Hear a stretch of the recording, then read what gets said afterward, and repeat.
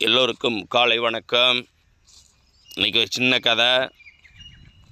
அச்சம் கொள்ளாதே, பயப்படக்கூடாது. எந்த ஒரு காரியத்தை செய்யும் போதும் பயம் இல்லாமல் நம்ம செய்யணும். அதுக்கான ஒரு சின்ன கதை தான் இது. துடிதுடித்தவாறு அழுது கொண்டே வந்தான் சிறுவன். ஒரு சிறுவன் அழுதுகிட்டே துடிச்சு ஓடி வந்திருக்கான். தாய் அவனை கவனித்தாள். அம்மா பார்த்துருக்கா, என்னடா ஓடி வர்றான்னு சொல்லி. அவன் விரலில் ரத்தம் சொட்டு கொண்டிருந்தது. ரத்தம் சொட்டு சொட்டாக அவன் விரல்லேருந்து வந்துகிட்டே இருந்துச்சு. அம்மாவுக்கு என்னடா ரத்தம் வருது கையில் அப்படின்னு போட்டு, என்னடா என்ன நடந்துச்சு, என்ன கண்ணே நடந்துச்சு என்று அவனை பரிவோடு கேட்டாள்.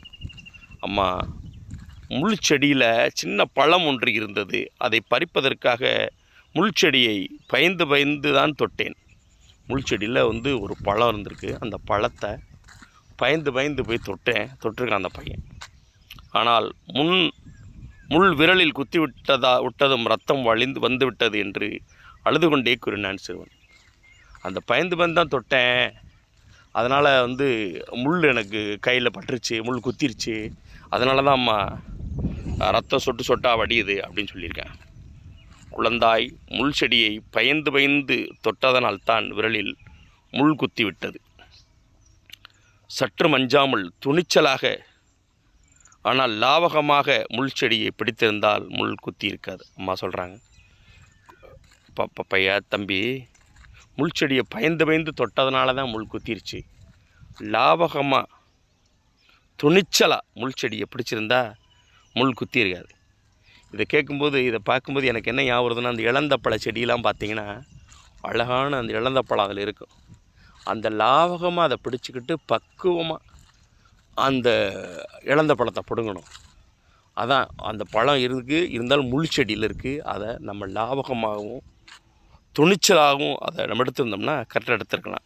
அதனால் அப்படி எடுக்கணும் தம்பி அப்படின்னு அம்மா சொல்கிறாங்க.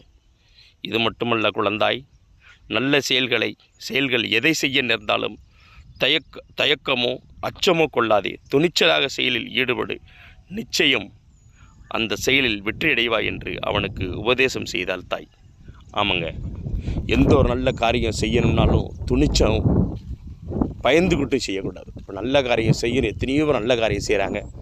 நண்பர்கள், பக்கத்தில் இருக்கவங்க, ஊரில் இருக்கவங்க எல்லாருமே என்ன செய்வாங்கன்னா, ஏதாவது விஷயத்தை சொல்லி நம்மளை பயமுறுத்துவாங்க. இதை போய் செய்ய போறியா, இதை நீ என்ன செஞ்சு, இதனால் உனக்கு என்ன ஒன்றுமே இல்லை, பயங்கர ஆபத்து வரும், அப்படி வரும் இப்படி வரும்னு சொல்லுவாங்க. நல்ல செயலை செய்யும்போது நல்ல தைரியத்தோடையும் பயம் இல்லாமையும் பக்குவமாகவும் அந்த செயலை நம்ம செஞ்சு முடிச்சிடலாம். அதனால் எந்த ஒரு நல்ல செயலை செய்யும் போதும் பயம் இருக்கக்கூடாது. பக்குவமாக அந்த செயலை லாபகமாக செஞ்சு முடிக்கணும் முடிக்கணும். அதனால் ரொம்ப எந்த ஒரு காரியத்தையுமே கண்டிப்பாக பயப்படாதீங்க. நீங்கள் செய்கிற செயலில் மட்டும் உங்களுடைய ஈடுபாடு இருக்கட்டும், கண்டிப்பாக வெற்றி அடையலாம். தேங்க்ஸ். காலை வணக்கம். தேங்க்ஸ் நண்பர்களே. தேங்க்ஸ்.